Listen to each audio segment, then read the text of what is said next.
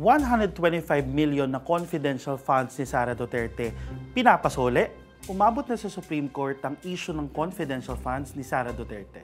Napakahalagang pagtuunan din natin ng pansin ang pagtugon ng mga mahalagang issue. Nagsampa ang mga lawyers kabilang si dating Finance Undersecretary Shelo Magno ng petition for certiorari sa Supreme Court. Ito yung petition na sinasampa mo para i-review kung may pagkakamali ba sa isang transaction o desisyon yung isang government agency. Why do you need to put it in under confidential fund if you're gonna do tree planting? Sa issue na ito, gusto nilang hingiin yung tulong ng Supreme Court para sana utusan si Sara Duterte na ibalik yung 125 million na confidential funds niya noong 2022 sa Kabanang Bayan. It raises a lot of question in terms of her understanding the purpose of confidential fund, how she really used the fund. So ano nga bang posibleng mangyari kung sakaling pumayag ang Supreme Court sa petisyon na ito? Makukulong ba si Sara Duterte?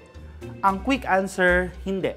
Hindi kasi ito criminal case. Hindi nito kine-question yung confidential funds in general o yung confidential funds ng ibang ahensya o maging yung confidential funds ni Sara Duterte noong 2023 at para sa 2024. Malugod po naming tinatanggap ang pagkakataong talakayin ang legalidad ng paglilipat ng pondo. Ang pinag-uusapan sa petisyon na ito ay yung pag-transfer ng pera mula sa Office of the President papunta sa Office of the Vice President at kung tama nga ba na ginastos ni Sara Duterte yung pera. Umaasa kami na ang dunong ng Korte Suprema ay magiging daan upang tuluyang matapos ang usapin na ito. Ang hinihingi lang nila ay isauli yung 125 million pesos.